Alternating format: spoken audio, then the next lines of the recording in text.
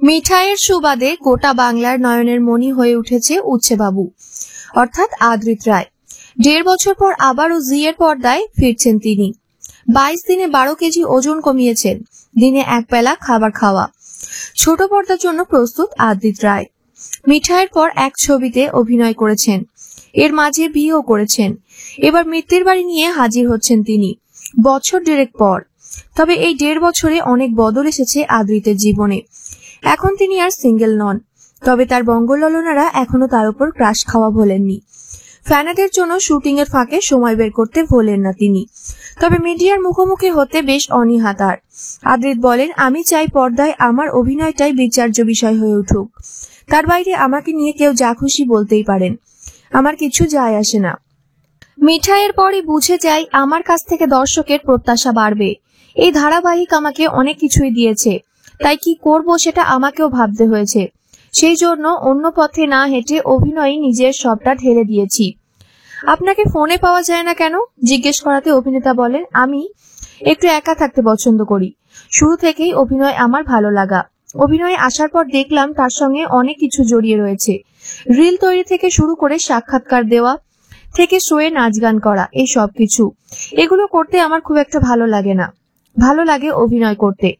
ইন্ডাস্ট্রিতে আমার কারোর সঙ্গে সেরকম যোগাযোগ নেই। আসলে কাজের সূত্রে যাদের সঙ্গে যোগাযোগ রাখা সেটা আমি রাখি। আমার প্রজেক্টের চিত্রনাট্যকারের সঙ্গে ঘন্টার পর ঘন্টা কথা বলতে পারি। প্রয়োজনে পরিচালকের বাড়িও পৌঁছে যাই, সেটাই আমার প্রায়োরিটি। মিঠাইয়ের পর এত লম্বা ব্রেক কেন? নিশ্চয়ই প্রস্তাব আসতো। সেই প্রসঙ্গে আদ্রিত বলেন, মে মাস পর্যন্ত পাগল প্রেমী শুটিং নিয়েই ব্যস্ত ছিলাম। ছবিতে আমার একাধিক লুক রয়েছে। ছবিটার জন্য প্রচুর খেটেছি। তখন সিরিয়াল করতেও পারতাম না। আর মিঠাই শেষ হওয়ার পর সিদ্ধার্থ মোদকের মতনই চরিত্রের অফার আসছিল। নিজেকে ভাঙতে চেয়েছিলাম, সেই কারণেই এই অপেক্ষা। মৃত্যুর বাড়ি ধারাবাহিকে আইনজীবীর চরিত্রে রয়েছেন আদ্রিত। তিনি বলেন, আইনজীবী ধ্রুব মিত্তির অন্যায় প্রতিবাদ করতে ভয় পায় না, শিরদাঁড়া সোজা রেখে চলে। আর পৈতৃক বাড়ি বিক্রির বিরুদ্ধে সে। আর অবশ্যই ধ্রুব মিত্তির হেডলাইন্স, মিথ্যে কথা পছন্দ নয় তার। এই বছর এপ্রিলে কৌশাম্বী চক্রবর্তীর সঙ্গে গাঁটছড়া বেঁধেছেন আদ্রিত। মিঠাই সেটেই সম্পর্কে শুরু তাদের। বিয়ের পর জীবন কতটা পাল্টেছে। অভিনেতা বলেন, মিঠাইয়ের কথা উঠলেই সবাই অভিনয় পরিচিতি পুরস্কারের কথা বলেন। এই ধারাবাহিক থেকে আমি আমার জীবন সঙ্গীকেও পেয়েছি। তবে আমি তো ওকে অনেক আগে থেকেই চিনতাম, তাই সেরকম কোনো পরিবর্তন আসেনি। ও শুটিং এ ব্যস্ত।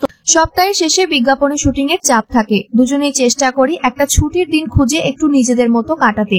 তাছাড়া রাত্রে বাড়ি ফিরে কথাবার্তার সুযোগ তো রয়েছেই। পারিজাতের সাথে কাজ করে কেমন লাগছে? অভিনেতা নায়িকার প্রশংসায় পঞ্চমুখ। বলেন, পারিজাত প্রাণবন্ত এবং পরিশ্রমী মেয়ে।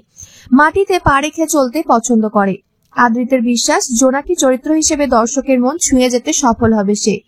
অনেকেই বলেছেন আদ্রিত অহংকারী হয়ে পড়েছেন। সেই প্রসঙ্গে আদ্রিত বলেন, আমি সাদা কালোয় বিশ্বাস করি, ধূসরে বিশ্বাস করি না। তাই সাদা বা কালো কেউ তাদের সমস্যা জানালে নিশ্চয়ই বিবেচনা করে দেখব, কিন্তু অহেতুক আমাকে নিয়ে কিছু বললে সেটা তার সমস্যা। পারিজাতকে জিজ্ঞেস করা হয় আদ্রিতের সাথে তার কাজের অভিজ্ঞতা। অভিনেত্রী বলেন, ও যেমনটা বলল আমাদের সিরিয়ালে তাবর তাবর অভিনেতা কাজ করছেন। আমি তাদের সঙ্গে কাজ করার সুযোগ পেয়েছি। আমার নায়কটাও খুব ভালো, তার থেকেও আমি অনেক কিছু শিখছি। ধ্রুব চরিত্রটি ফুটিয়ে তুলতে আদ্রিত প্রচন্ড নার্ভাস। তিনি বলেন, আমার খুব টেনশন হচ্ছে, আমি চরিত্রটা করতে পারছি কিনা। রাখি ম্যামের লেখা কোনো চরিত্র করার আগে আমি খুব টেনশন করি। উনি আমার কাছে আশীর্বাদ। এটা আমার কাছে ঘরে ফেরার মতো। 1.5 বছর পর প্রসেনজিৎ চট্টোপাধ্যায়ের প্রযোজনায় আবারও জিতে ফিরছেন তিনি। এবার দেখার এই ধারাবাহিক কতটা দর্শকের মনের মণিকোঠায় জায়গা পায়, কতটা সফল হয় সেটাই এখন দেখার।